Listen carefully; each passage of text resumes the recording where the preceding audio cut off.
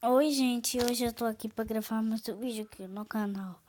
E hoje o vídeo é bem simples, é um vídeo ensinando como os africanos veio parar no Brasil. Então, fiquem aí.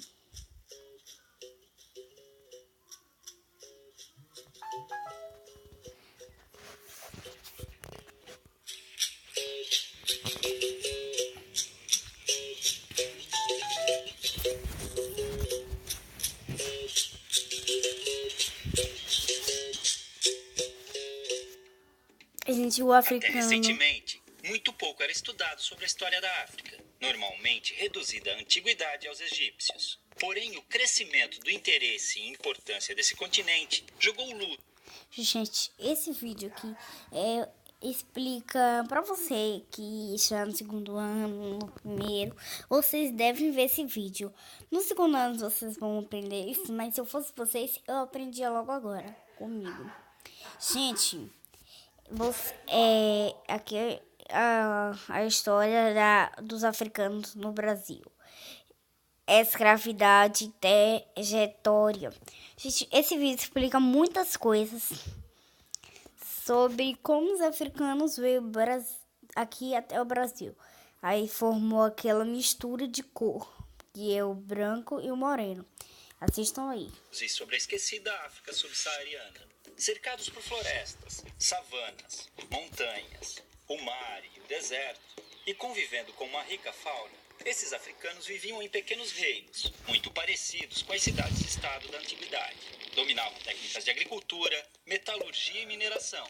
Cultuavam diversos deuses e a natureza, acreditando num deus maior e criador, que variava de nome entre as tribos. Evitavam guerras, estreitando laços através do casamento. Porém, quando o conflito era inevitável, não visava a expansão territorial. Com a exploração europeia da costa da África, os nativos começaram a ser capturados e enviados como escravos. Os nativos era capturado e eles eram levados como escravos.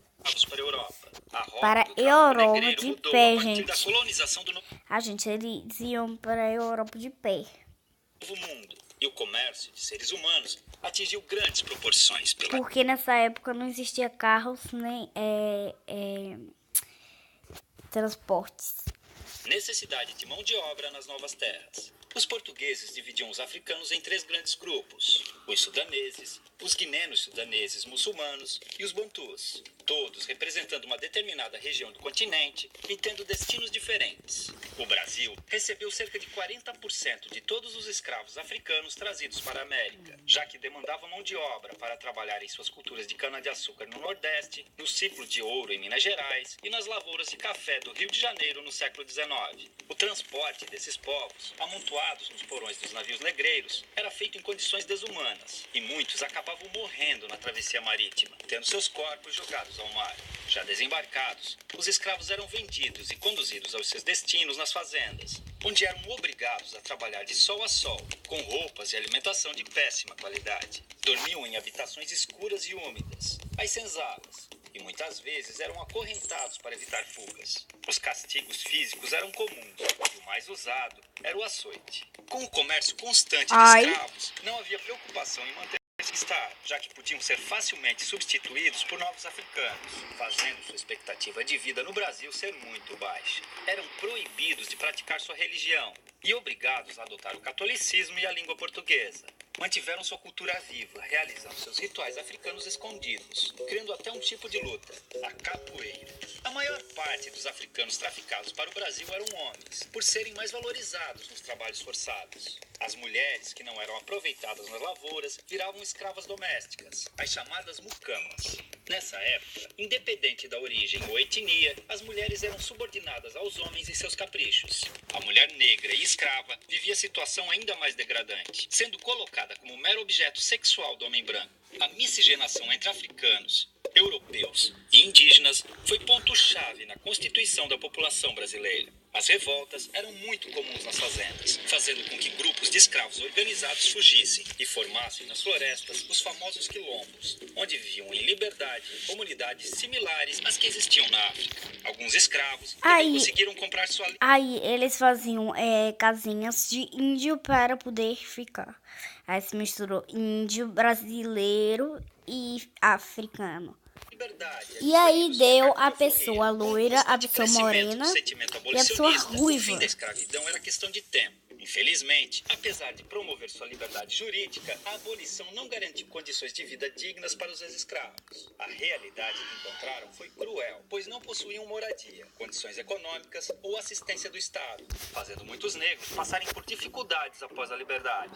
O preconceito e a discriminação os impediram de encontrar trabalho nas cidades. Já nas lavouras, tinham sido substituídos pelos novos imigrantes livres europeus, a maioria italianos. A escravidão deixou cicatrizes profundas. Os negros vivem ainda hoje em condições inferiores aos brancos, devido ao grande processo de exclusão social. Tem menor escolaridade, menos qualificação, salários menores, menos representação na mídia e em entidades governamentais, além de menos cargos de chefia e liderança. É uma situação degradante, considerando a imensurável participação do negro na vida brasileira. Infelizmente, o pouco que se aprende nas escolas sobre a herança africana reduz o negro a estereótipos ligados a origens de musicalidades, como o samba, e ao trabalho braçal como escravo. Esse pensamento induz muitas ideias erradas ou incompletas sobre as populações negras. Há muito mais sobre essa superfície. Os africanos foram, sobretudo, fonte de informação para os portugueses, que não tinham conhecimento sobre cultivo e exploração de produtos de regiões tropicais. Foi a tecnologia africana, com seu conhecimento agrícola aprimorado por milênios, além de suas técnicas de mineração, que tornou possíveis os principais ciclos econômicos do Brasil, como a cultura da cana-de-açúcar, a extração mineral e o cultivo do algodão e do café,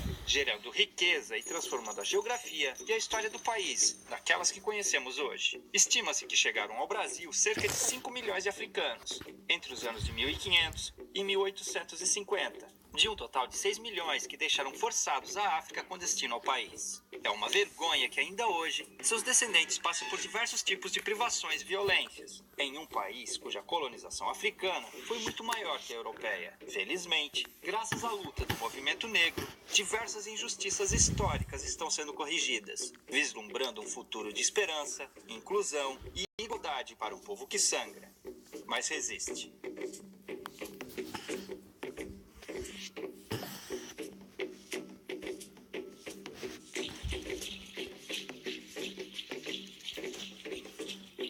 Então, gente, esse foi o vídeo ensinando como os africanos veio parar no Brasil.